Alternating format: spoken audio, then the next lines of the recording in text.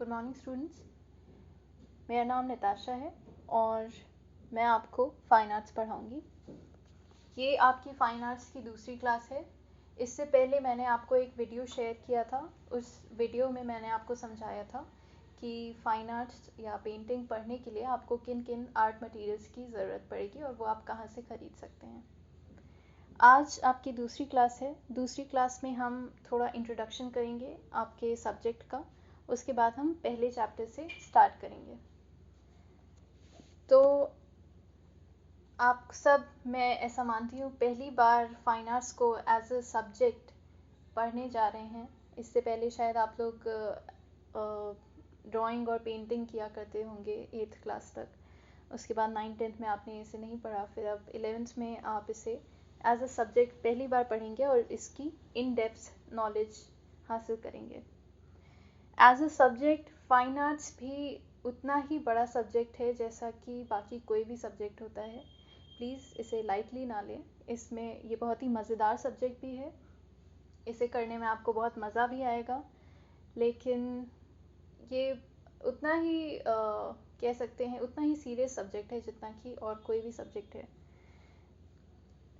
तो आपको पहले ये बता दूं कि आप लोग जो फाइन आर्ट्स पढ़ने वाले हैं वो 2 हिस्सों में डिवाइडेड होगा, जो कि है थ्योरी पार्ट और प्रैक्टिकल पार्ट। थ्योरी पार्ट में आपका आएगा आर्ट हिस्ट्री, जिसमें हम कला का इतिहास प्राग ऐतिहासिक काल से यानी एंशिएंट प्री हिस्टोरिक टाइम से लेके कंटेम्प्रेरी यानी कि आधुनिक और समकालीन वक्त तक जो भी कला का इतिहास है उसमें हम थ्योरी पार्ट में इसे हम पढ़ते हैं। प्रैक्टिकल पार्ट में आपका आता है ड्राइंग और पेंटिंग, यानी कि ड्राइंग करना सीखना, पेंटिंग करना सीखना। ये जो स्किल्स हैं और ये जो नॉलेज है पेंटिंग की, जो आर्ट है, वो आप सीखेंगे। इसका वेटेज मैं आपको बता दूं। थ्योरी पार्ट का वेटेज 30% होता है, यानी आपके 100 मार्क्स का अगर पेपर होगा तो उसमें 30 मार्क्स थ्योरी के होते हैं और प्रैक्टिकल का वेटेज 70% होता है। 70% मार्क्स प्रैक्टिकल के होते हैं। प्रैक्टिकल भी 3 हिस्सों में डिवाइडेड होता है। आपका 2 अलग अलग प्रैक्टिकल्स होते हैं, एक स्टिल लाइफ और नेचर ड्राइंग, जिसमें आप स्टिल लाइफ यानी कि रखी हुई कोई वस्तु उसे देख के बनाते हैं, या फिर नेचर से नेचर की कोई वस्तु जैसे कोई फल हो गया, कोई पेड़ हो गए, पौधे हो गए, सब्जियां हो गई, इसको आप देख के बनाते हैं। ये आपका पहला पार्ट होता है। दूसरे पार्ट में होता है कॉम्पोजिशन, संयोजन, मेमोरी से, यानी कि आपको कोई टॉपिक दिया जाएगा और उस पर आप अपने मन से सोच के कुछ क्रिएट करेंगे, उस अपने मन से सोच के कुछ ड्रॉ करेंगे, पेंट करेंगे। और तीसरा पार्ट जो होता है वो आपका पोर्टफोलियो असेसमेंट होता है, यानी कि आपने साल भर जितना भी काम किया है वो आपका असेस किया जाएगा, उस पर आपको मार्क्स मिलेंगे। तो ये हो गया वेटेज की बात। थ्योरी और प्रैक्टिकल में वेटेज क्या कितना है। कई बच्चे ऐसे होते हैं जो थ्योरी पार्ट को बहुत लाइटली लेते हैं। वो सोचते हैं कि ये कुछ भी नहीं है, सिर्फ 30% है। लेकिन थ्योरी में आपको अलग से भी पास होना ज़रूरी है। अगर आप थ्योरी में अच्छा नहीं करेंगे, थ्योरी में फ़ेल हो जाएंगे, तो आप ओवरऑल फ़ेल हो जाएंगे। इसलिए और कुछ बच्चों के साथ पास्ट में ऐसा हो भी चुका है कि उन्होंने प्रैक्टिकल पार्ट उनका ठीक गया लेकिन थ्योरी उन्होंने अच्छे से नहीं पढ़ी, तो वो थ्योरी में फ़ेल हो गए। इसलिए प्लीज़ थ्योरी पार्ट पे भी बिल्कुल ध्यान दें और प्रैक्टिकल पार्ट भी जाहिर सी बात है आपका बहुत इम्पोर्टेंट है। ठीक है, अब चलिए चैप्टर 1 से हम स्टार्ट करते हैं।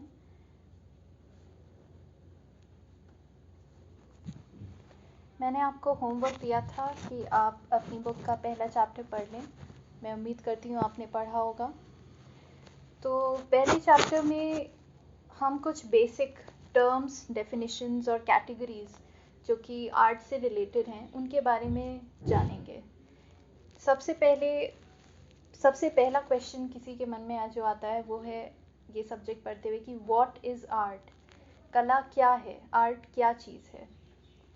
तो प्लीज़ अपने वीडियो को पॉज करके 2 मिनट अपने मन में सोचें और इसके मन में आपकी क्या डेफिनेशन आती है, आर्ट वर्ड से आप क्या समझते हैं, उस बारे में सोचें। ओके स्टूडेंट्स, तो क्या आपने आर्ट के बारे में सोचा? आपके मन में ज़रूर कोई मीनिंग आया होगा इस वर्ड को सुन के। आपको ज़रूर कुछ लगा होगा आर्ट वर्ड जब आप सुनते हैं, या कला ये शब्द जब आप सुनते हैं, तो आपके मन में ज़रूर कुछ ना कुछ इसकी जो मीनिंग है, इसका कुछ जो मतलब है आपके लिए, वो आपको समझ में आता होगा। तो चलिए कुछ कॉमन डेफिनेशंस या कुछ आम तौर पे लोग क्या इसके बारे में कहते हैं, क्या बोला जाता है, या क्या डेफिनेशंस है आर्ट की, ये हम जानते हैं। ओके, अब आप अपनी स्क्रीन पे देख सकते होंगे। क्वेश्चन है व्हाट इज आर्ट? आर्ट क्या है, कला क्या है? Is it a skill? क्या आर्ट एक स्किल है, यानी कि हुनर है? जब हम कहते हैं कि वो बहुत अच्छा आर्टिस्ट है, तो क्या हम उसके हुनर के बारे में बात कर रहे हैं? यानी कि क्या आर्ट एक स्किल है, हुनर है, या फिर एक टेक्निक है? दूसरा, कुछ लोग कहेंगे कि आर्ट इज समथिंग ब्यूटीफुल, या कि एक वर्ड होता है एस्थेटिक। एस्थेटिक जो कि ब्यूटी को डिनोट करता है, समथिंग दैट इज ब्यूटीफुल। तो क्या आर्ट कोई ऐसी चीज़ है जो खूबसूरत है, क्या उसे आर्ट कह सकते हैं? आप इसके बारे में भी सोचिए ज़रा। क्या आर्ट का खूबसूरत होना ज़रूरी है, या क्या कोई ऐसी चीज़ जो खूबसूरत ना हो वो भी आर्ट हो सकती है? अगली अगली बात है, क्या आर्ट एक एक्सप्रेशन है, यानी कि हिंदी में कहते हैं जिसे अभिव्यक्ति। क्या आर्ट एक अभिव्यक्ति है? क्या आर्ट एक ज़रिया है जिससे इंसान अपने फीलिंग्स को, अपने इमोशंस को एक्सप्रेस करता है? तो इस तरह से कह सकते हैं कि क्या आर्ट एक एक्सप्रेशन है, कि हम पेंट करके या कुछ लिख के या डांस करके हम अपने मनोभाव को एक्सप्रेस कर रहे हैं इस तरह से। तो क्या आर्ट एक्सप्रेशन हुआ, यानी कि अभिव्यक्ति हुई?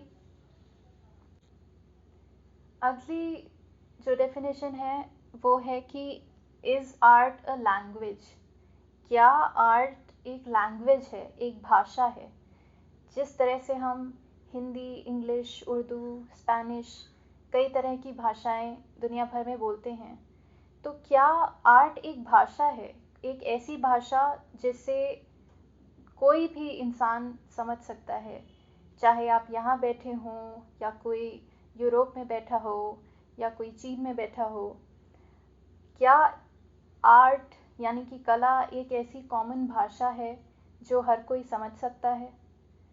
क्या एक इंसान की बनाई हुई पेंटिंग, या फिर एक किसी का रचा हुआ संगीत कोई भी जिसे एंजॉय कर सकता है? तो क्या क्या आर्ट एक भाषा है? इसके बारे में भी सोचिए। अगला है कि is art the best way to do something? कुछ लोग कहते हैं कि आर्ट किसी भी चीज़ को करने का बेस्ट तरीका है, सबसे अच्छा तरीका है। यानी कि अगर कोई लिखता है तो हर कोई लेखक नहीं होता, हर कोई आर्टिस्ट नहीं होता, लेकिन जो बहुत अच्छा लिखता है वो आर्टिस्ट है, वो एक राइटर है। जो खाना बनाता है, हर कोई आर्टिस्ट नहीं होता, वो कुक होते हैं, लेकिन जो बहुत अच्छा खाना बनाता है वो शेफ़ होता है। जो गाता है, या अ, वो सिंगर नहीं होता, लेकिन जो अच्छा गाता है वो सिंगर होता है या म्यूजिशियन होता है। उसी तरह हर कोई जो पेंट करता है वो आर्टिस्ट नहीं होता या पेंटर नहीं होता। जो अच्छा करता है उसमें वो पेंटर होता है या वो आर्टिस्ट होता है। तो क्या आर्ट किसी भी चीज़ को अच्छा, सबसे बेहतर करने का तरीका है? Is art the best way to do something? अच्छा, अब अगला, कुछ लोग ऐसा कहते हैं कि आर्ट एक इमोशन है, यानी कि एक फीलिंग है, एक भावना है, कि जैसे हम किसी चीज़ को देख के खुश होते हैं या दुखी फील करते हैं, या हमें आश्चर्य होता है, या हम डर जाते हैं, वैसे ही कुछ ऐसी चीज़ों को देख के, कुछ जो आर्ट होती है उसे देख के हमारे अंदर एक इमोशन पैदा होता है, हम कुछ फील करते हैं। तो क्या वो फील करना कुछ सर्टेन चीज़ों को देख के, सर्टेन चीज़ों को पढ़ के, सर्टेन चीज़ों को सुन के, क्या वो इमोशन ही आर्ट है? क्या आर्ट एक इमोशन है जैसे बाकी सारे इमोशंस होते हैं?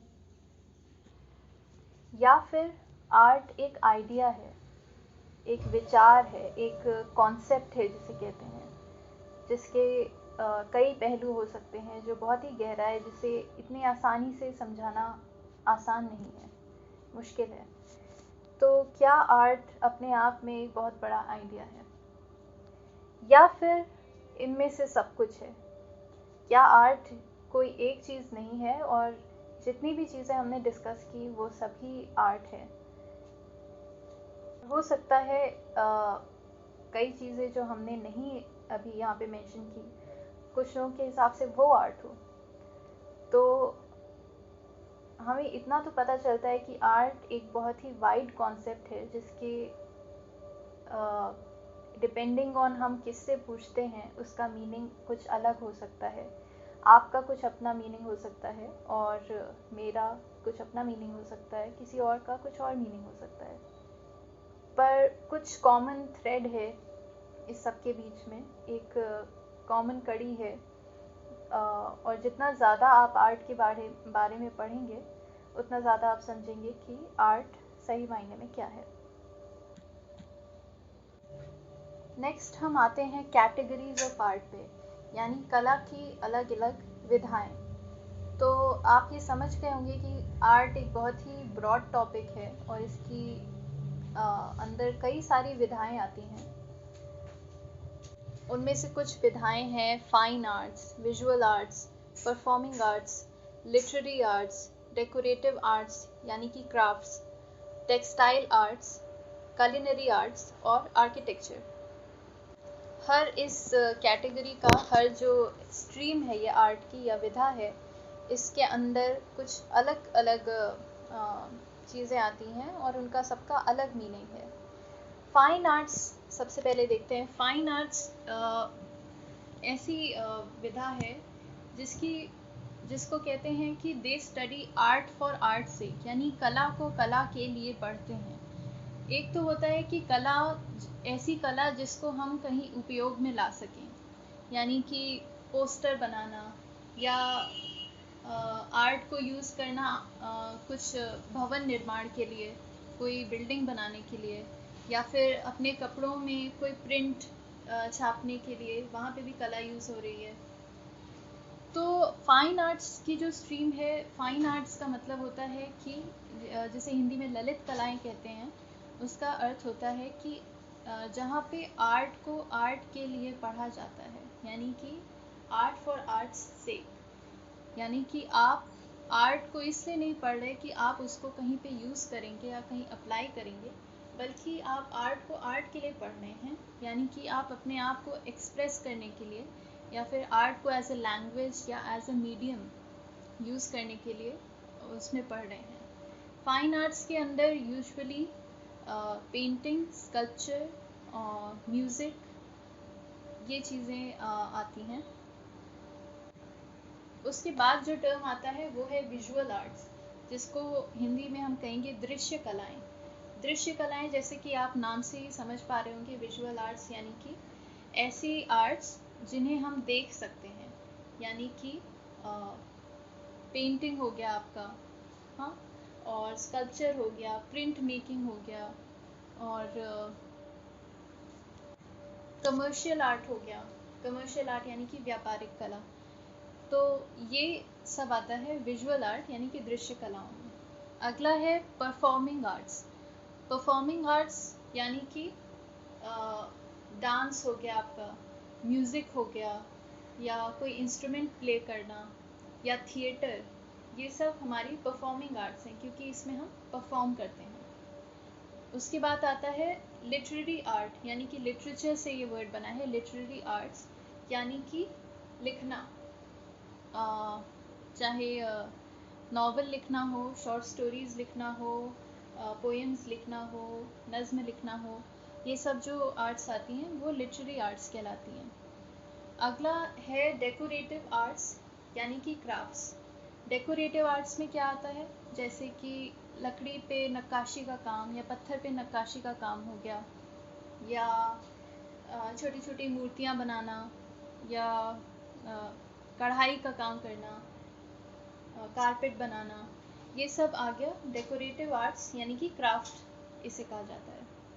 अगला है टेक्सटाइल आर्ट। टेक्सटाइल आर्ट यानी कि कपड़े की कला, जिसमें हम कपड़े पे छपाई, कपड़े की डाइंग और कपड़े को रंगना, उसमें वीविंग, तरह तरह की प्रिंट, तरह तरह की कढ़ाई, ये सब टेक्सटाइल आर्ट में आता है।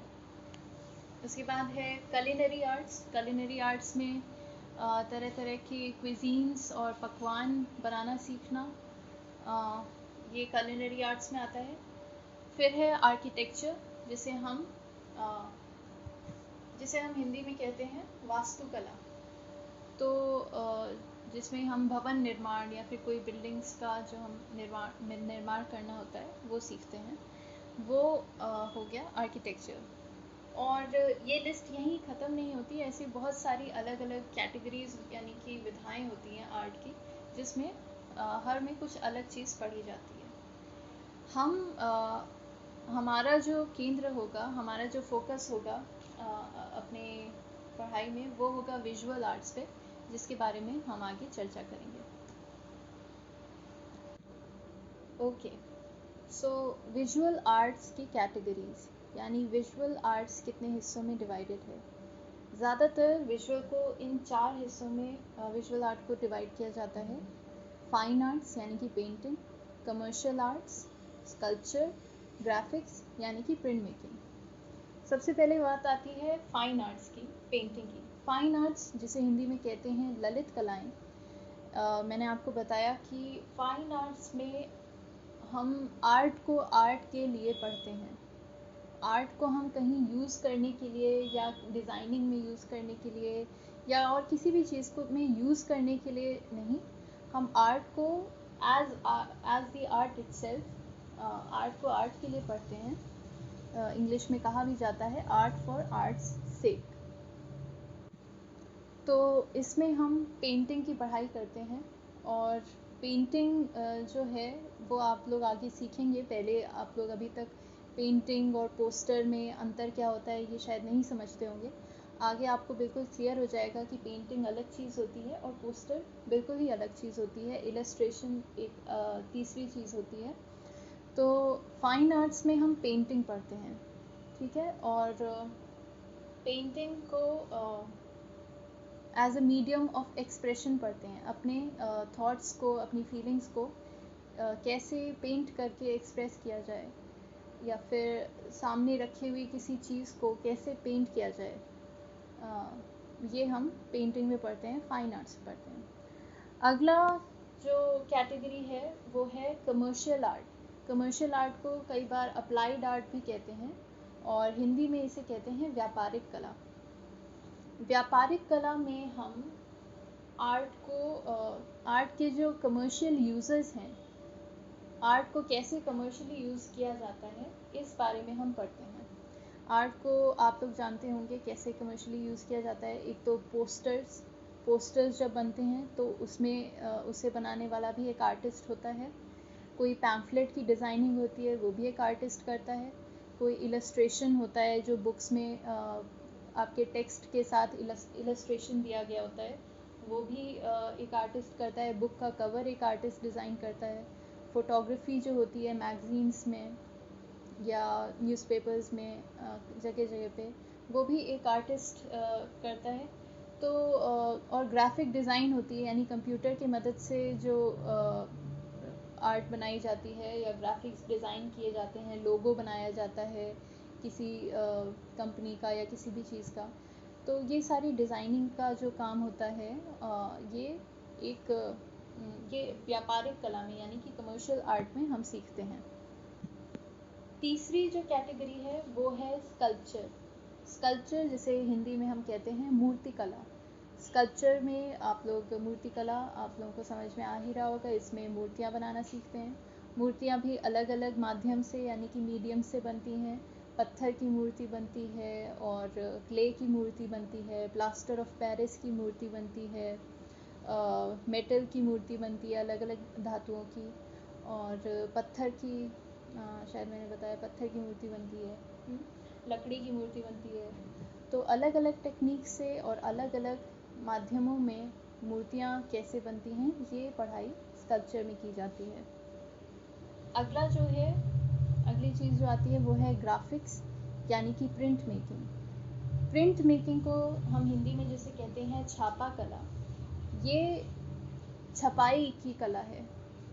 और सबसे पहले प्रिंट मेकिंग कैसे शुरू हुई थी? प्रिंट मेकिंग सबसे पहले जो न्यूज़पेपर प्रिंट होते हैं वो पत्थरों पे लेआउट बनते थे, लाइमस्टोन पे लेआउट बनते थे और उन पे डिज़ाइन जो होता था वो एक बार प्रिंट कर दिया जाता था। फिर उस पर इंक लगा के उससे कई सारे न्यूज़पेपर्स प्रिंट किए जाते थे। तो ये काफ़ी पहले 15वीं शताब्दी में ये शुरू हुई प्रिंट मेकिंग।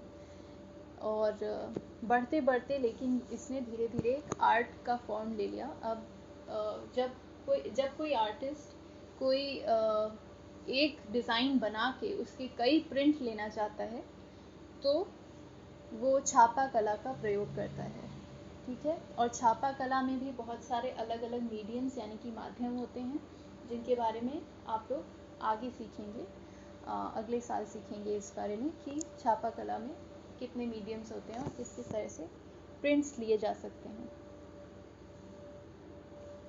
तो ये बात हो गई विजुअल आर्ट्स की 4 मेन कैटेगरीज के बारे में।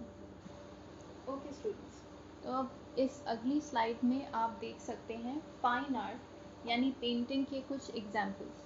ये आप लोगों को एक थोड़ा सा रफ आइडिया देने के लिए कि पेंटिंग में क्या क्या आता है और कितनी अलग अलग तरह की पेंटिंग्स हो सकती हैं, ये आप इसमें देख सकते हैं। इसमें से हो सकता है आप कुछ पेंटिंग्स को पहचानते भी हों। ये सारी ही फेमस पेंटिंग्स हैं, फेमस आर्टिस्ट की बनाई हुई। एक तो इसमें से विश्व प्रसिद्ध बहुत ही सबसे फेमस पेंटिंग है दुनिया की, मोनालिसा। शायद आप में से कुछ लोगों ने देखी हो ये पेंटिंग। उसके अलावा भी कुछ इंडियन पेंटिंग्स हैं, कुछ बाहर की पेंटिंग्स हैं। तो आप अगर इसको देखेंगे तो आपको ये लगेगा कि पेंटिंग भी बहुत ही अलग अलग तरह से होती है। कुछ बहुत ही रियलिस्टिक यानी कि एकदम असली जैसी दिखने वाली पेंटिंग्स भी होती हैं और कुछ पेंटिंग्स का एक अपना स्टाइल होता है। और ना सिर्फ अलग अलग स्टाइल में होती हैं पेंटिंग्स भी अलग अलग मीडियम्स में होती हैं। यानी कि वाटर कलर में कुछ पेंटिंग्स होती हैं, कुछ ऑयल कलर से होती हैं पेंटिंग्स, कुछ पोस्टर कलर से पेंटिंग्स होती हैं, और एक्रिलिक कलर से पेंटिंग होती हैं। तो पेंटिंग्स भी अलग अलग स्टाइल में और अलग अलग मीडियम्स में हो सकती हैं। आप लोग चाहें तो पॉज करके इस स्लाइड को देख सकते हैं, अलग अलग पेंटिंग्स को। ओके स्टूडेंट्स, अब अगली स्लाइड में आप देख रहे होंगे कमर्शियल आर्ट के एग्जाम्पल्स यानी कि व्यापारिक कला किस किस तरह से हो सकती है, इसके कुछ एग्जाम्पल्स हैं। अगर आप लेफ़्ट साइड से अपने देखें तो सबसे पहले आपको जो इमेज दिखेगी वो समझ लीजिए हाँ, जो जिसमें लिखा है समर साउंड्स फेस्टिवल 2016। वो एक पैम्फलेट डिज़ाइन है।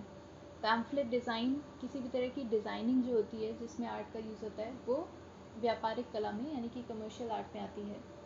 अगला आप देख रहे होंगे दूसरे नंबर पे, वो एक मैगज़ीन कवर है जिसमें फ़ोटोग्राफी और ख़ास तरह की टेक्स्ट यानी कि जो और क्या चीज़ कहाँ लिखी जाएगी, किस तरह से लिखी जाएगी, कौन सी फ़ोटो आएगी, किस कलर में, किस तरह से सेटिंग होगी, ये सब जो कवर का डिज़ाइन होता है ये भी व्यापारिक कला यानी कि कमर्शियल आर्टिस्ट करता है। तीसरा आप देख रहे होंगे ब्लैक एंड वाइट एक ड्राइंग दिख रही है आपको। ये एक बुक के अंदर का इलस्ट्रेशन है।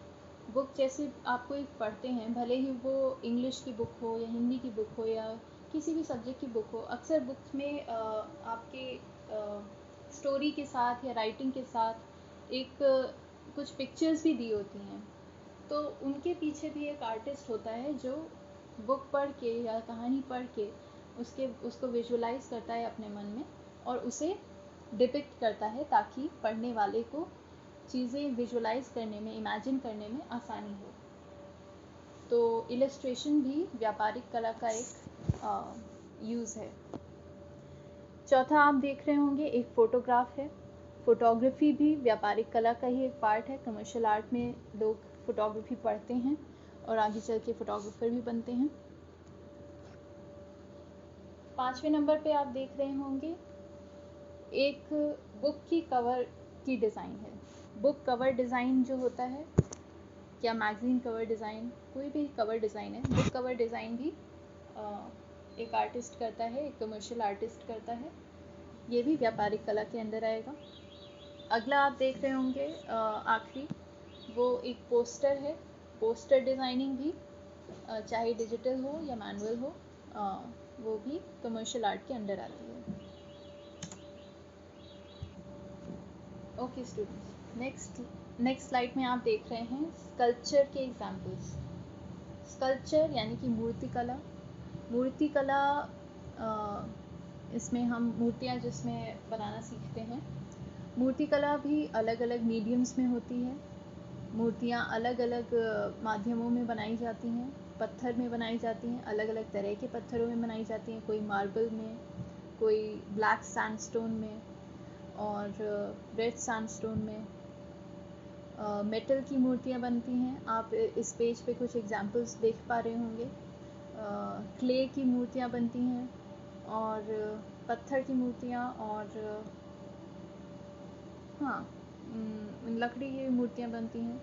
तो आप देख पा रहे होंगे इस स्लाइड में अलग अलग मीडियम्स में मूर्तियाँ हैं, और ना सिर्फ अलग अलग मीडियम्स में, मूर्तियों का जो स्टाइल है वो भी अलग अलग हो सकता है। कोई बिल्कुल रियलिस्टिक यानी कि असल लाइफ से मिलता जुलता वैसी मूर्तियाँ भी होती हैं, और कईयों का अपना एक स्टाइल होता है, एक अब्स्ट्रैक्ट फॉर्म होता है, एक अब्स्ट्रैक्शन होता है उनके अंदर। वैसी मूर्तियाँ भी हो सकती हैं। तो ये कुछ स्कल्पचर के एग्जाम्पल्स हैं। ओके, नेक्स्ट हम आते हैं ग्राफिक्स यानी प्रिंट मेकिंग यानी कि छापा कला के कुछ एग्जाम्पल्स पे। तो छापा कला, जैसा कि मैंने आपको बताया कि उसमें एक शीट प्रिपेयर की जाती है, हम अपना एक बेस तैयार करते हैं, एक डिज़ाइन हम तैयार करते हैं जिस पे हम बार बार इंक लगा के उसका प्रिंट ले सकते हैं। तो इसके बहुत सारे अलग अलग मीडियम्स हैं, जैसे कि वुड कट है, या मेटल की प्लेट से एचिंग जिसे कहते हैं उसका प्रिंट लेते हैं, या फिर लिनो शीट होती है उसको काट के उसका प्रिंट लेते हैं। इसमें हमें बहुत डीप जाने की ज़रूरत नहीं है, आप बस थोड़े से एग्जांपल्स देख लीजिए। आप में से कई लोगों ने बचपन में जो आलू होता है या भिंडी होता है, आलू पे कुछ शेप्स काट के उसमें कलर लगा के उसको छापा होगा, या भिंडी में कलर लगा के उसको छापा होगा। तो वो समझ लीजिए बहुत ही एक बेसिक एग्जाम्पल हुआ जिससे आप प्रिंट मेकिंग को समझ सकते हैं। प्रिंट मेकिंग कुछ इस तरह से ही होती है, पर वो इससे काफ़ी कॉम्प्लिकेटेड होती है और काफ़ी एडवांस टेक्निक्स होती हैं जो इसमें इन्वॉल्व होती हैं। लेकिन हम इसके बारे में बहुत गहराई से नहीं जानेंगे। अभी हमारे लिए इतना ही जानना काफ़ी है कि प्रिंट मेकिंग यानी कि छापा कला भी एक स्ट्रीम होती है आर्ट की। आप इसके एग्जाम्पल्स देख सकते हैं थोड़ी देर। ओके, अब हम नेक्स्ट स्लाइड पे आते हैं। टॉपिक है एलिमेंट्स ऑफ आर्ट यानी कि कला के मूल तत्व, यानी ऐसी कौन सी बेसिक कुछ तत्व हैं जिनसे आर्ट बनती है। ठीक है, तो 7 एलिमेंट्स हैं आर्ट के: line, shape, form, space, colour, value और टेक्सचर। मैं इन सब के बारे में आपको थोड़ा थोड़ा बताऊंगी, लेकिन उससे पहले आप लोग एक ये वर्ड जानते होंगे, डॉट। एक डॉट क्या होता है?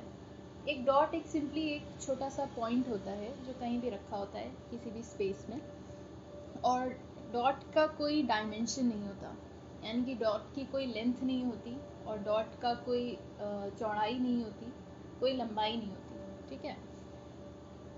डॉट जब एक फिक्स्ड डॉट जो होता है वो किसी पाथ पे चले, यानी कि अगर एक डॉट चलने लगे तो वो एक पाथ क्रिएट करेगा, और उस पाथ जो वो क्रिएट करता है, चाहे वो एक सीधा पाथ हो किसी लाइन में या फिर वो एक टेढ़ी मेढ़ी लाइन हो, टेढ़ा मेढ़ा पाथ हो, उसको हम लाइन कहते हैं। तो लाइन क्या है? Line is a recognisable path created by a point moving in space. It is one dimensional and can vary in thickness and length. Line सिर्फ एक पाथ है जो कि एक पॉइंट जो कि स्पेस में चल रहा होता है उसके चलने से बनता है, और लाइन का सिर्फ एक डायमेंशन होता है, पॉइंट का एक भी डायमेंशन नहीं होता है, ना लंबाई ना चौड़ाई। लाइन का सिर्फ एक डायमेंशन होता है जो कि उसकी लंबाई होती है, और लाइन की थिकनेस अलग अलग हो सकती है, ठीक है, लेकिन उसकी सिर्फ एक डायमेंशन होता है जो कि उसकी लंबाई होती है। और लाइन स्ट्रेट भी हो सकती है और लाइन कर्व भी हो सकती है, वेवी हो सकती है, कैसी भी लाइन हो सकती है। तो लाइन एक बहुत ही बेसिक एलिमेंट है आर्ट का, यानी कि तत्व है आर्ट का, जिसके बिना आर्ट नहीं बन सकती। नेक्स्ट आता है शेप। शेप टू डायमेंशनल होते हैं। शेप के टू डायमेंशंस होते हैं, लेंथ भी और विड्थ भी, यानी कि लंबाई भी चौड़ाई भी। और उनका शेप या तो ज्योमेट्रिक हो सकता है, यानी कि कोई सर्कल हो या कोई ट्रायंगल हो या कोई हेक्सागन हो, कोई भी कोई स्क्वायर हो, तो उनका शेप ज्योमेट्रिक भी हो सकता है, या फिर उनका शेप ऑर्गेनिक हो सकता है, जैसे कि कोई भी अपने गोलाई में अमीबा जैसा शेप बना दिया या कुछ भी बना दिया। तो शेप जो होता है वो टू डायमेंशनल होता है। साइड में आपको एग्जाम्पल्स भी सबके दिख रहे होंगे। लाइन का जो एक पिक्चर बनी है, लाइन भी आपको दिख रही है, शेप का एग्जाम्पल दिख रहा है, वहाँ पे देखते रहें। तीसरा आता है फॉर्म। फॉर्म क्या होता है? फॉर्म जो होता है वो 3 डायमेंशन में एग्जिस्ट करता है। उसकी लेंथ भी होती है, विड्थ भी होती है और हाइट भी होती है, यानी कि लंबाई, चौड़ाई, गहराई, तीनों चीज़ें होती हैं। तो हम एक फ्लैट सरफेस पे शेप तो बना सकते हैं, फॉर्म हम लेकिन उसका इल्यूजन ज़रूर दे सकते हैं। फॉर्म जो कि 3 डायमेंशनल होता है, फॉर्म्स असल में तो नहीं बनते, लेकिन हम फॉर्म का इल्यूजन दे सकते हैं अपनी पेंटिंग्स में। तो जो ये शेप और फॉर्म होते हैं, ये किसी स्पेस में इनके बनाने से ही ऑब्जेक्ट्स डिफाइन होते हैं। बिना शेप और बिना फॉर्म के हमारी पेंटिंग में कोई ऑब्जेक्ट्स नहीं होंगे। ओके, फोर्थ एलिमेंट क्या है? फोर्थ एलिमेंट है स्पेस। स्पेस क्या है? स्पेस कुछ नहीं है, स्पेस है। स्पेस का मतलब आप लोग सब समझते हैं, खाली जगह। Space refers to the emptiness और the area between, around, above, below और विद इन ऑब्जेक्ट्स। यानी कोई ऑब्जेक्ट है, उसके ऊपर नीचे, उसके बीच की, उसके बाहर की, उसके चारों ओर, हर तरफ की जो एरिया होता है, उसको जो खालीपन होता है, उसे हम स्पेस कहते हैं, ठीक है। और बिना स्पेस के हम शेप और फॉर्म, जो कि हमने दूसरे और तीसरे पॉइंट में जिनके बारे में जाना, उनको हम डिफाइन ही नहीं कर सकते। अगर शेप नहीं होगी तो फॉर्म, और अगर स्पेस नहीं होगी तो शेप और फॉर्म कहाँ आएंगे। तो स्पेस एक चौथा एलिमेंट है आर्ट का, जो कि बहुत बेसिक है। पांचवा एलिमेंट है आर्ट का कलर। कलर क्या होता है आप सभी जानते हैं।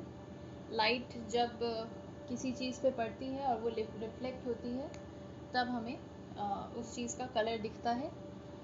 3 प्राइमरी कलर्स होते हैं, जो कि हैं रेड, येलो और ब्लू। उसके अलावा फिर 3 सेकेंडरी कलर्स होते हैं और 6 इंटरमीडिएट कलर्स होते हैं, जो उन 3 प्राइमरी कलर्स को मिलाने से बनते हैं। कलर भी एक मूल तत्व है आर्ट का। सिक्स्थ पॉइंट जो आता है वो है वैल्यू। वैल्यू को कभी कभी टोन भी कहते हैं। और हिंदी में इसे कहते हैं तान। वैल्यू का मतलब होता है लाइटनेस या फिर डार्कनेस एक कलर की। अगर किसी कलर में ब्लैक मिलता जाए तो वो डार्कर होता जाएगा और उसे उस कलर का शेड कहते हैं। उसी कलर में अगर वाइट मिलाते जाएं तो वो लाइटर होता जाएगा और उसे उस कलर का टिंट कहते हैं। तो शेड और टिंट हैं, ये दोनों ही वैल्यूज़ यानी कि टोन्स हैं किसी कलर की। तो वैल्यू यानी कि टोन क्या हुआ, लाइटनेस या फिर डार्कनेस हुआ एक कलर का। और लाइटनेस और डार्कनेस भी एक कलर का बहुत ही इम्पोर्टेंट है। बिना हम टोन्स दिखाए, बिना वैल्यूज़ अलग अलग तरह की दिखाए, हम 3 डायमेंशनल इफ़ेक्ट नहीं दे सकते अपनी पेंटिंग को। अगर हमारी पूरी पेंटिंग एक ही टोन में होगी तो उसमें कभी भी 3 डायमेंशनल इफ़ेक्ट नहीं आएगा। टोन का इफ़ेक्ट, टोन्स जब अलग अलग होती हैं, जब जितनी ज़्यादा टोन्स होती है हमारे आर्ट में, उतना ही ज़्यादा 3D अपीयर होती है हमारी पेंटिंग। ओके, 7th है texture. Texture is the surface quality of an object. Texture क्या चीज़ होती है? टेक्सचर, जैसा कि आप लोग नाम से ही समझ रहे होंगे, किसी चीज़ का टेक्सचर यानी कि वो कैसा फील हो रहा है। अब वो फील एक्चुअल फील भी हो सकता है कि आपने हाथ रखे, छू के देखा किसी चीज़ को तो वो कैसा फील हुआ। जैसे कि आप पेपर को छुएंगे तो वो अलग फील होगा, कपड़े को छुएंगे तो अलग फील होगा, कैनवस को छुएंगे तो अलग फील होगा। तो फील उस तरह का फील भी हो सकता है, या फिर फील ऐसा फील भी हो सकता है जो कि दिखने में एक जैसा हो, फील करने में एक जैसा हो लेकिन दिखने में अलग अलग अपीयर हो। यानी कि सेम पेपर पे आप कलर्स यूज़ करके या शेडिंग यूज़ करके ऐसा टेक्सचर दे सकते हैं कि हमें देखने में लगे कि दोनों चीज़ों का टेक्सचर अलग है ना। कि किसी एक चीज़ को देख के लगे कि ये बहुत ही सॉफ्ट रुई जैसी है और किसी दूसरी चीज़ को देख के लगे कि ये लकड़ी के टेक्सचर वाली है। तो टेक्सचर भी पेंटिंग में, आर्ट में हम अपनी यूज़ करते हैं और ये भी एक बेसिक एलिमेंट है आर्ट का। तो ये हो गए आपके 7 एलिमेंट्स ऑफ आर्ट। इस अगली स्लाइड में आप 7 एलिमेंट्स ऑफ आर्ट, इसकी एक फ़ोटो दी हुई है, एक एग्जाम्पल दिया हुआ है, डायग्राम। इसे आप देख सकते हैं पॉज करके वीडियो अपने समझने के लिए। ओके, नेक्स्ट स्लाइड पे आते हैं। Principles of art. Principles of art यानी कि कला के सिद्धांत। हर फील्ड में ऐसे कुछ प्रिंसिपल्स होते हैं यानी कि सिद्धांत होते हैं, जिसे हम कह सकते हैं फंडे होते हैं ऐसे कुछ, या रूल्स होते हैं जिनको वो फील्ड फॉलो करती है। आर्ट में भी ऐसे कुछ प्रिंसिपल्स हैं यानी कि ऐसे कुछ सिद्धांत हैं जिसे आर्ट फॉलो करती है, जिसे हम फॉलो करते हैं अपनी आर्ट को बेहतर बनाने के लिए। ठीक है, तो उन सिद्धांतों के बारे में हम थोड़ा सा भी पढ़ेंगे। पहला सिद्धांत है, पहला प्रिंसिपल है unity.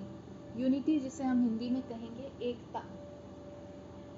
Unity is the quality of wholeness that is achieved through the effective use of elements and principles of art. Unity creates a sense of order. यानी कि यूनिटी जो होती है वो एक क्वालिटी है होलनेस की, यानी कि आपकी पेंटिंग अगर कोई देखे तो वो छितर बितर ना दिखाई दे, वो अलग अलग पुर्जों में ना दिखाई दे, उसमें एक एकता हो। भले ही आपने 5 चीज़ें बनाई हों या 6 चीज़ें बनाई हों या 10 चीज़ें बनाई हों, उनमें आपस में एक यूनिटी होनी चाहिए, एक एकता होनी चाहिए कि वो इन दी एंड एक पीस लगे, यानी कि एक पेंटिंग लगे, ना कि लगे कि 5 अलग अलग चीज़ें बनाई हुई हैं आपने। तो यूनिटी इसी क्वालिटी को कहते हैं जिससे हम एक एक एकता हम अचीव करते हैं अपनी पेंटिंग में। और ये हम किस तरह से करते हैं, जो हमारे एलिमेंट्स ऑफ आर्ट यानी कि कला के जो तत्व हैं उनके बारे में हमने सीखा, और आगे अभी हम लोग जो आर्ट के सिद्धांतों के बारे में सीखेंगे, उनको अच्छी तरह से यूटिलाइज करके, उनको अच्छे से यूज़ करके हम अपनी पेंटिंग में, हम अपनी आर्ट वर्क में यूनिटी ला सकते हैं। ठीक है, unity creates a sense of order. Unity की वजह से एक सेंस ऑफ ऑर्डर क्रिएट होता है, यानी कि एक जिसे कहते हैं ना, एक ऑर्डर क्रिएट होता है, यानी कि चीज़ें अलग अलग नहीं लगती और लगता है कि उसमें एक डिसिप्लिन है। ओके, तो ये था यूनिटी। दूसरा है बैलेंस। बैलेंस जिसे हम हिंदी में कहेंगे संतुलन। तो एक पेंटिंग में संतुलन भी बहुत ज़रूरी होता है। Balance describes the way in which the elements, यानी कि lines, shapes, colours, textures etcetera of a piece are arranged. Balance किस तरह से हमारे पेंटिंग में लाइंस, शेप, कलर्स, टेक्सचर्स किस तरह से अरेंज हैं, ये इससे हमें पता चलता है कि पेंटिंग में बैलेंस है या नहीं। हम अपनी पेंटिंग में जो भी बनाते हैं वो बैलेंस होना चाहिए। आप जानते हैं कि आप कोई भी लाइन बनाते हैं या कोई ऑब्जेक्ट बनाते हैं या कोई शेप बनाते हैं, उसका अपना एक भार होता है। अगर आप सारी की सारी ऑब्जेक्ट्स को एक ही तरफ बना दें तो आपकी पेंटिंग एक तरफ से भारी हो जाएगी और वो दूसरी तरफ से अनबैलेंस्ड लगेगी। तो हम किस तरह से अपने पूरे पेज को, अपनी पूरा जितनी भी हमें सरफेस मिली है, उसे हम किस तरह से अरेंज करें, किस तरह से हम अपने एलिमेंट्स को उसमें डालें कि वो पेंटिंग बैलेंस नज़र आए, ये बहुत ज़रूरी है। कलर्स भी जिस तरह से हम लोग यूज़ करते हैं वो भी बैलेंस होने चाहिए। ये बैलेंस आप लोग धीरे धीरे सीखेंगे जब आप लोग करेंगे काम, कि बैलेंस किस तरह से अचीव किया जाता है पेंटिंग में। अब बैलेंस भी दो तरह का हो सकता है। एक तो होता है सिमेट्रिकल बैलेंस और दूसरा होता है एसिमेट्रिकल बैलेंस। सिमेट्रिकल यानी कि आप जानते हैं कि सिमेट्री, शायद आप लोग ये वर्ड समझते होंगे कि एक तरफ जो हो वो दूसरे तरफ का बिल्कुल मिरर इमेज हो, यानी कि एकदम ऑपोजिट हो, तो वो सिमेट्रिकल बैलेंस होता है। तो कोई सिमेट्रिकल बैलेंस भी हो सकता है हमारे आर्ट वर्क में, कि जैसा एक साइड है उसी का सिमेट्री दूसरे तरफ हो, इस तरह का बैलेंस भी हो सकता है। दूसरा एसिमेट्रिकल बैलेंस भी हो सकता है, यानी कि ज़रूरी नहीं है कि एक तरफ की हमारी जो इमेज है वो दूसरी तरफ की मिरर इमेज हो, बिल्कुल अलग अलग भी हो सकता है, लेकिन बस सारे के सारे एलिमेंट्स कुछ इस तरह से प्लेस किए जाएं कि वो सब आपस में संतुलित लगें, बैलेंस्ड लगें। ठीक है, तो ये हुआ बैलेंस। तीसरा पॉइंट है कंट्रास्ट। कंट्रास्ट जिसे हिंदी में हम कह सकते हैं विपरीत प्रभाव, यानी कि ऑपोजिट इफेक्ट जो होता है। तो contrast refers to the difference in values, colors, textures, shapes and other elements. Contrast creates visual excitement and adds interest to the artwork. तो contrast यानी कि contrast किस तरह से हो सकता है? कलर्स का contrast हो सकता है। अलग अलग कलर्स यूज़ करेंगे तो हम उससे contrast पैदा कर सकते हैं। contrast यानी कि opposite effect, यानी कि थोड़ा difference इफेक्ट में। ठीक है, तो कलर्स से हम प्रोड्यूस कर सकते हैं। एक वार्म कलर लगाया, उसके बगल में एक अगर हम कूल कलर लगाएंगे तो उससे कंट्रास्ट पैदा होगा। टेक्सचर अगर हम लोग साथ में अलग अलग यूज़ कर रहे हैं तो उससे टेक्सचर का कंट्रास्ट पैदा हो रहा है। अलग अलग तरह की शेप यूज़ कर रहे हैं तो उससे शेप का कंट्रास्ट पैदा हो रहा है।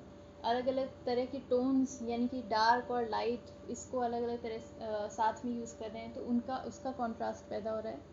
तो कंट्रास्ट जब होता है तो एक वर्क ऑफ आर्ट में कुछ इंटरेस्ट और एक्साइटमेंट जुड़ जाता है। अगर आपका का पूरा वर्क एक ही तरह के कलर्स में हो, या फिर पूरे आर्ट वर्क में सिर्फ एक तरह का टेक्सचर हो, एक तरह के कलर्स हों, एक तरह का लाइटनेस हो, कोई कहीं पे बहुत लाइट एरियाज या मीडियम टोन्स या फिर डार्क टोन्स नहीं हैं और एक ही जैसे शेप्स हैं, तो ऐसे वर्क में एक्साइटमेंट नहीं होता, कोई विजुअल एक्साइटमेंट नहीं होता, कोई इंटरेस्ट नहीं पैदा होता। अगर हमारे वर्क में थोड़ा कंट्रास्ट होता है, थोड़ा डिफरेंस होता है अलग अलग एलिमेंट्स के बीच में, तो उससे कंट्रास्ट पैदा होता है। अगला प्रिंसिपल ऑफ आर्ट है मूवमेंट। मूवमेंट यानी कि गति। Movement adds excitement to the artist's work by showing action and directing the viewer's eye throughout the piece. Movement यानी कि गति जब हम ऐड करते हैं अपने काम में, यानी कि कुछ एक्शन दिखा के, तो फिर जो देखने वाला होता है, जो व्यूअर होता है, उसकी आंख पूरे आर्ट वर्क में दौड़ जाती है। अगर हमारे वर्क में कोई गति ना हो, कोई मूवमेंट ना दिख रहा हो और सब कुछ एकदम स्थिर हो, एकदम स्टेबल हो, कुछ भी हिल नहीं रहा, कोई कहीं जा नहीं रहा, सब लोग सीधे सीधे खड़े हुए हैं अटेंशन में, और सारी चीज़ें एकदम स्टेशनरी रखी हुई हैं, कोई पहिया चल नहीं रहा, कोई अपना हाथ नहीं उठा रहा, तो इस तरह की पेंटिंग जिसमें मूवमेंट नहीं होता, तो वो कई बार एक एक्साइटमेंट नहीं रखती है अपने अंदर। उसमें एक व्यूवर जो जब उसे देखता है तो उसकी आंखें पूरे पेंटिंग में नहीं घूमती। अगर हम अपनी पेंटिंग में थोड़ा मूवमेंट ऐड करते हैं तो जो हमारा व्यूअर है उसकी आंख पूरी पेंटिंग में किसी एक जगह पे रुकती नहीं है, बल्कि बार बार उस पेंटिंग में घूमती है, बार बार वो उसको उतनी ही देर तक देखता है। तो वो एक अचीवमेंट होता है, वो एक अच्छी बात है कि अगर हमारी पेंटिंग में मूवमेंट हो और हमारा व्यूअर उसको बहुत देर तक देखे। नेक्स्ट प्रिंसिपल ऑफ आर्ट है पैटर्न। पैटर्न, जिसको हिंदी में भी आप पैटर्न ही कहते हैं, आप लोग समझ रहे होंगे पैटर्न का मतलब क्या हुआ। Pattern describes the repetition of an element or elements in a work of art. Artists achieve pattern through the use of colors, lines and shape. Pattern बस कोई भी एक एलिमेंट हो, अगर वो बार बार रिपीट करेगा हमारे वर्क ऑफ आर्ट में, या फिर एक से ज़्यादा एलिमेंट्स हैं अगर वो बार बार रिपीट करेंगे हमारे वर्क में, तो उसे हम पैटर्न कहते हैं। और पैटर्न की यूज़ से भी हम अपने वर्क में इंटरेस्ट पैदा कर सकते हैं, हम अपने वर्क को और इंटरेस्टिंग बना सकते हैं पैटर्न्स यूज़ करके। पैटर्न कलर्स को यूज़ करके भी पैटर्न बनाए जा सकते हैं, लाइंस को यूज़ करके पैटर्न्स बनाए जा सकते हैं, शेप्स को यूज़ करके पैटर्न बनाए जा सकते हैं। ओके, अब हम लोग अपनी नेक्स्ट स्लाइड पे चलते हैं। ओके, तो अगला प्रिंसिपल ऑफ आर्ट यानी कि अगला कला का सिद्धांत है रिदम। रिदम को हम हिंदी में कहेंगे ताल या फिर लय। आपने वर्ड शायद सुने होंगे, ताल या फिर लय। तो what is rhythm? Rhythm refers to a regular repetition of elements of art to produce the look and feel of movement. It is often achieved through the careful placement of repeated components. Rhythm या फिर लय किस तरह से पैदा की जा सकती है? अगर कुछ एलिमेंट्स को हम रेगुलर रेपिटेशन करें उनका, अगर कुछ एलिमेंट्स लगातार रिपीट करें, तो वो एक मूवमेंट का फील देते हैं। Rhythm is achieved through the careful placement of repeated components. कुछ components को अगर हम carefully रिपीट करते हैं तो उससे हमारी पेंटिंग में एक रिदम यानी कि एक लय आ जाती है, जो एक अच्छी चीज़ है, और उससे भी हमारी पेंटिंग में इंटरेस्ट पैदा होता है। अगला पॉइंट है एम्फेसिस, या फिर इसे कभी कभी फोकस भी कहते हैं। शायद फोकस से आप समझ रहे होंगे इसका क्या मतलब है, यानी कि एक आकर्षण का केंद्र। तो हमारी पेंटिंग में एक एम्फेसिस पॉइंट यानी कि एक फोकस पॉइंट यानी कि एक आकर्षण का केंद्र भी होना चाहिए, और वो बहुत इम्पोर्टेंट है। क्यों?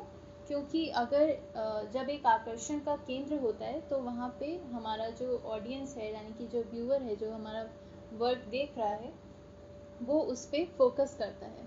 तो अब हमारी पेंटिंग में कोई एक फोकल पॉइंट भी हो सकता है, कोई एक एम्फेसिस भी हो सकता है, या एक से ज़्यादा भी एम्फेसिस हो सकते हैं, लेकिन कभी भी पेंटिंग में बहुत सारे फोकस पॉइंट्स नहीं होने चाहिए।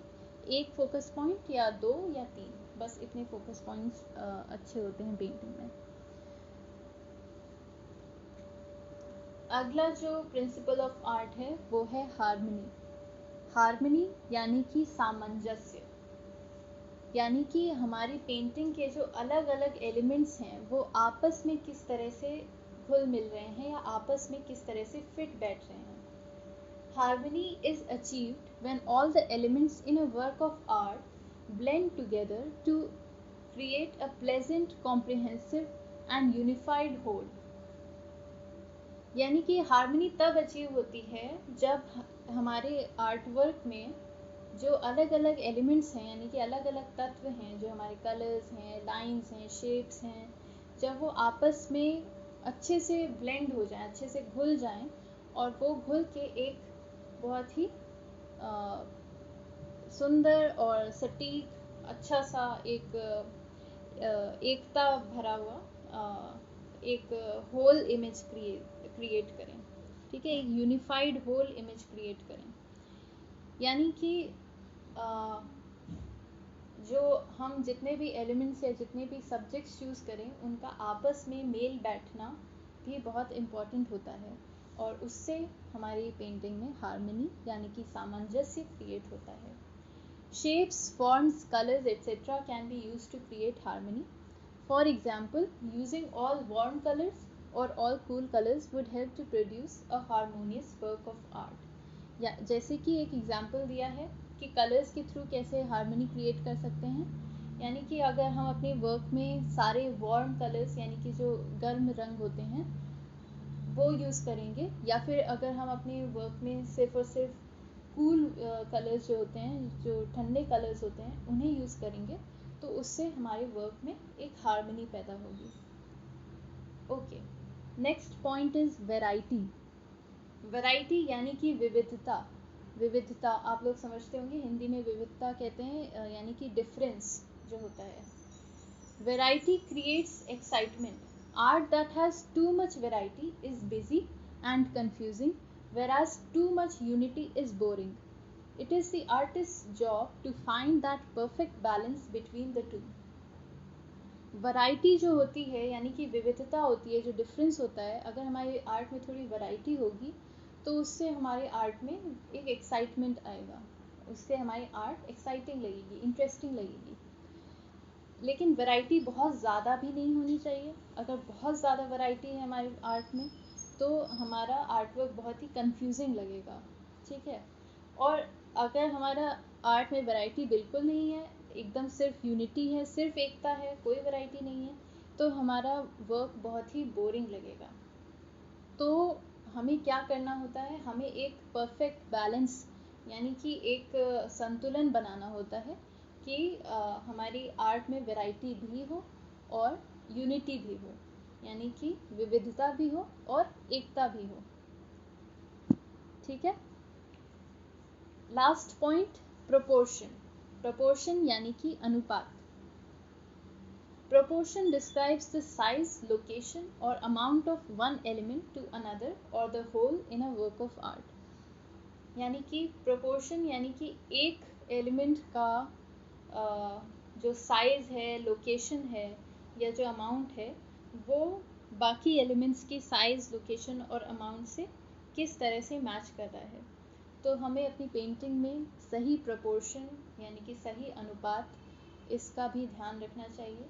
किसी चीज़ को का अनुपात उसके साथ की एलिमेंट्स के हिसाब से होना चाहिए कि अगर कोई चीज़ है, अगर हम सामने कुछ देख के बना रहे हैं तो जो चीज़ों का साइज़ है वो एक दूसरे के कंपैरिजन में ठीक हमें बनाना चाहिए।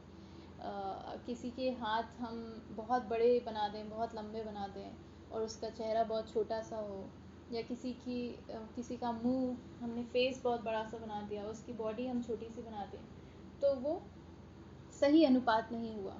सही अनुपात में हमें चीज़ें बनानी चाहिए और सही अनुपात हमें ध्यान में रखना चाहिए, यानी प्रोपोर्शन ध्यान में रखना चाहिए। सो ये था आपका लास्ट सिद्धांत कला का।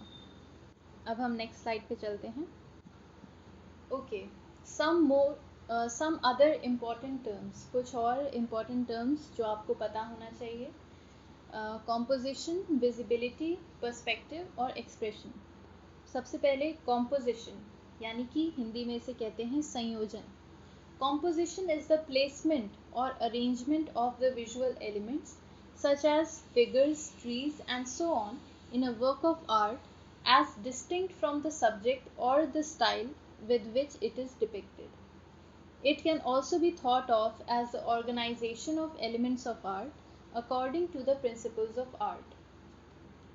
कॉम्पोजिशन यानी कि संयोजन क्या होता है? कॉम्पोजिशन सिर्फ पेंटिंग में ही नहीं होता, कॉम्पोजिशन राइटिंग में भी होता है, म्यूज़िक में भी होता है। कॉम्पोजिशन बेसिकली बस अरेंजमेंट होता है। अरेंजमेंट को यानी कि प्लेसमेंट को, जो सबसे अच्छा अरेंजमेंट हो। अगर हम विजुअल आर्ट्स की यानी पेंटिंग की बात करें तो हमारे जो विजुअल एलिमेंट्स हैं जिनके बारे में अभी हमने सीखा, उनको किस तरह से अच्छा हम अरेंज करें, उनका किस तरह से अच्छा प्लेसमेंट करें। जैसे कि फिगर्स हैं, ह्यूमन फिगर्स हैं, एनिमल फिगर्स हैं, ट्रीज़ हैं, कुछ नॉन लिविंग ऑब्जेक्ट्स हैं, उन सबको हम किस तरह से अच्छा अरेंज करें कि हमारा आर्ट वर्क बैलेंस लगे, प्लीजिंग लगे और अपीलिंग लगे, सुंदर लगे। तो इस चीज़ को हम, इस अरेंजमेंट को हम कॉम्पोजिशन कहते हैं। ठीक है, यानी कि हम जो हमारे कला के अलग अलग तत्व हैं, उन्हें कला के सिद्धांत जो हमने सीखे उसके अकॉर्डिंग हम किस तरह से अरेंज करते हैं या किस तरह से ऑर्गेनाइज करते हैं, इस चीज़ को हम कॉम्पोजिशन या फिर संयोजन कहते हैं।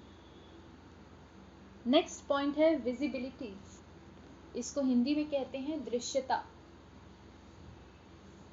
विजिबिलिटी के बारे में आपको ये जानना ज़रूरी है कि जो ऑब्जेक्ट्स यानी कि जो चीज़ें हमारे पास होती हैं वो हमें ज़्यादा साफ दिखाई देती हैं, और जैसे जैसे वो दूर होती जाती हैं वो उतनी ही ज़्यादा धुंधली होती जाती हैं और एक में एक मिलती जाती हैं, घुल मिल जाती हैं। तो अगर हमें डिस्टेंस दिखानी है तो हमें दूर की चीज़ों को हल्का दिखाना चाहिए, धुंधला दिखाना चाहिए और आपस में थोड़ा मिला जुला दिखाना चाहिए। अगर हम दूर की चीज़ों को भी एकदम सफाई से एकदम क्लियरली दिखाएंगे तो वो डिस्टेंस क्रिएट नहीं करेगा। डिस्टेंस का इफ़ेक्ट हम क्रिएट तभी कर पाएंगे जब हम दूर की चीज़ों को धुंधला और आपस में मिला जुला और कम साफ दिखाएंगे। तो ये विजिबिलिटी यानी कि दृश्यता के बारे में आपको जानना था। नेक्स्ट पॉइंट है पर्सपेक्टिव यानी कि दृष्टिकोण। The representation of three-dimensional objects on a two-dimensional surface so as to give the right impression of their height, width, depth and position in relation to each other. Perspective can create an illusion of space and depth on a flat surface. Perspective यानी दृष्टिकोण क्या होता है? कोई चीज़, हमारा paper तो 2 dimensional चीज़ है, वो कोई 3 डायमेंशनल चीज़ तो है नहीं, लेकिन हम पेपर जैसी 2 डायमेंशनल सरफेस पे हम 3 डायमेंशनल ऑब्जेक्ट्स को कैसे क्रिएट कर देते हैं इस तरह कि वो पूरा 3 डायमेंशनल इफेक्ट देती हैं, दिखने में लगता है कि कोई 3 डायमेंशनल ऑब्जेक्ट रखी हो। तो ये पर्सपेक्टिव की मदद से होता है कि अगर हम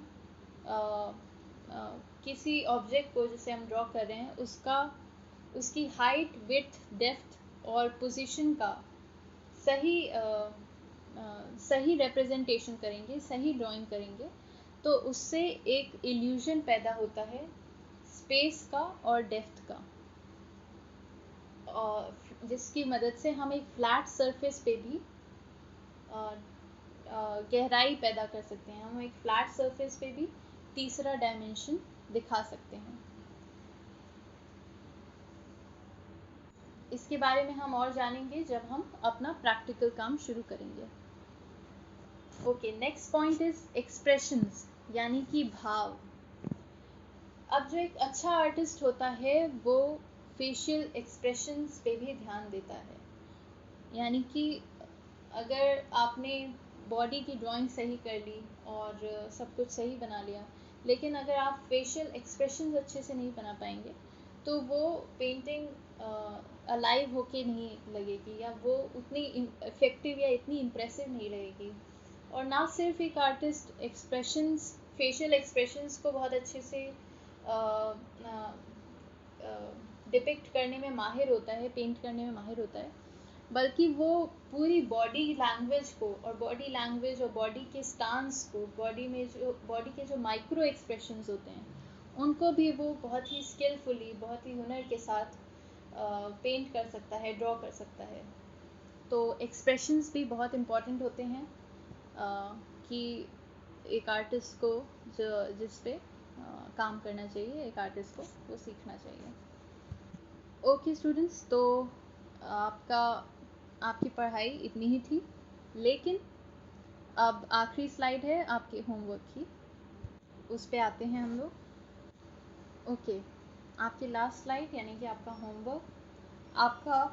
होमवर्क ये है, 2 होमवर्क हैं आपके। पहला आपका थ्योरी का होमवर्क ये है कि आपको ये 3 क्वेश्चन आंसर्स अपनी कॉपी में करने हैं। पहला, आप अपने किसी भी मीडियम में लिख सकते हैं, इंग्लिश या हिंदी में से। उर्दू में मत लिखिएगा प्लीज़, सिर्फ इंग्लिश या फिर हिंदी में लिखें। पहला क्वेश्चन है what is art according to you, यानी कि हिंदी में भी मैं बता रही हूँ आपको, हिंदी में भी आप कर सकते हैं इसे। कला आपके हिसाब से क्या है, या आप कला से क्या समझते हैं, इसको आपको अपने मन से लिखना है, या आप किसी बुक की भी मदद ले सकते हैं, नहीं तो आप अपने मन से भी लिख सकते हैं, जितना भी मैंने पढ़ाया उस हिसाब से, या आपके मन में जो भी विचार हो उस हिसाब से। दूसरा क्वेश्चन है what are the elements of art, यानी कि कला के तत्व क्या हैं, ये आपका दूसरा क्वेश्चन है। तीसरा क्वेश्चन है what are the principles of art, यानी कि कला के सिद्धांत क्या हैं, यानी या फिर कला के सिद्धांतों के बारे में लिखिए। ये 3 क्वेश्चन आपको फाइन आर्ट्स की कॉपी में करने हैं। कोई भी एक रजिस्टर बना लीजिए, उसमें ये क्वेश्चंस कर लीजिए। दूसरा होमवर्क जो आपका है वो आपका प्रैक्टिकल होमवर्क है, और ये है draw any still life object from your house on a half sheet cartridge paper.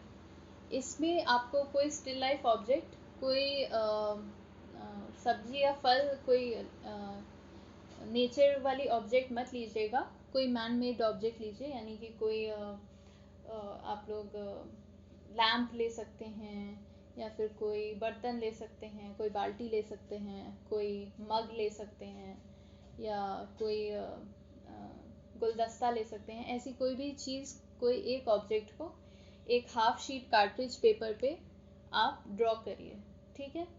सिर्फ ड्राइंग कर लीजिए बस, शेडिंग मैं आपको बता दूंगी बाद में। ये आपका होमवर्क है, इतना आपको करना है, और नेक्स्ट वीक ट्यूसडे से पहले प्लीज़ अपना होमवर्क कंप्लीट कर लीजिए। ओके स्टूडेंट्स, ये आपकी पहली क्लास थी। उम्मीद करती हूँ आपको समझ में आया होगा और आपको मज़ा भी आया होगा इस क्लास को लेने में। और आपकी जो भी क्वेरीज़ हैं उनको मैं क्लियर करूँगी। पॉसिबली हम लोग व्हाट्सएप पे ये डिस्कशंस कर सकते हैं। Okay students.